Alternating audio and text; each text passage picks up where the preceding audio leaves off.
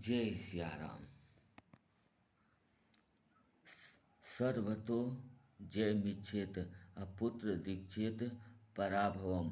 अर्थात मनुष्य सब जगह अपनी विजय चाहे, पर पुत्र से अपनी पराजय चाहे। ईमानदार पिता को यह इच्छा रखनी चाहिए कि मेरा पुत्र मुझसे तेज हो जाए। ऐसा ही ईमानदार गुरु की भी यह इच्छा रखनी चाहिए कि मेरा शिष्य मुझसे तेज हो जाए। परंतु ऐसी इच्छा रखने से वह तेज नहीं हो जाता। हाँ, अगर वह पुत्र या शिष्य खुद चाहे तो वैसा हो सकता है। एकदम पक्की बात है। खेरपा में श्री रामदास जी महाराज हुए, उनके शिष्य श्री दयाल जी महाराज हुए। खेरपा के बहुत से ऐसे साधु हैं जो श्री दयाल जी के महाराज जी की महाराज जी को जितना याद करते हैं उतना श्री रामदास जी महाराज को याद नहीं करते। खेरपा के ही नहीं और जगह के भी साधु श्री दयाल जी महाराज के करुणा सागर का पाठ करते हैं। आप जरा विचार करें, कितनी विलक्षण बात है।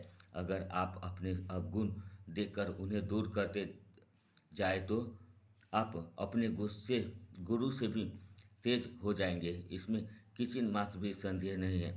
गुरुजनों के मन में यही बात रहती है कि हमारा शिष्य हमसे भी श्रेष्ठ बन जाए। तो अच्छे अच्छे उपदेष्टा हुए हैं, अच्छे अच्छे व्याख्यानदाता हुए हैं, सच्चे हृदय से गुरु हुए हैं। उनकी भावना यही रही है कि हमारा शिष्य सबसे श्रेष्ठ हो जाए। हमने ऐसे गुरुजन देखे हैं। हमारे विद्या गुरु जी महाराज थे, उनका हम सबके प्रति यह भाव रहता था कि वे श्रेष्ठ हो जाए।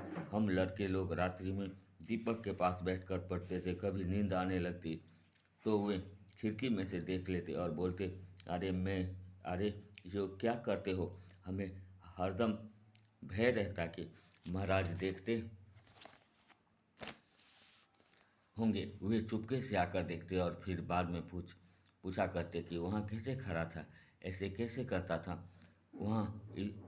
उसमें विद्यार्थियों को पढ़ने की तैयारी करने की बड़ी लगन थी। मुझसे उन्होंने कई बार कहा कि मैं यह चाहता हूँ कि कहीं कोई पंचायती पड़ी, कोई शास्त्रीय उलझन पड़ी तो उसमें हमारा सुखदेव निर्णायक बने।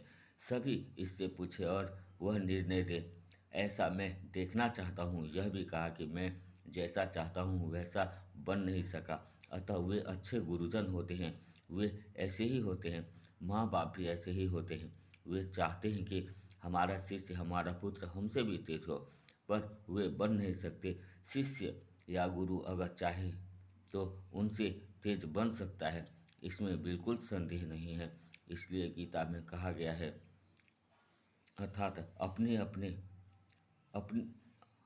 आप से अपना उद्धार करना चाहिए, अपने आप से अपना पतन नहीं करना चाहिए। आप ही अपना बंधु और आप ही अपना शत्रु है। अतः आप अपनी जगह ठीक हो जाए तो आप श्रेष्ठ बन जाएंगे। जय सिया राम।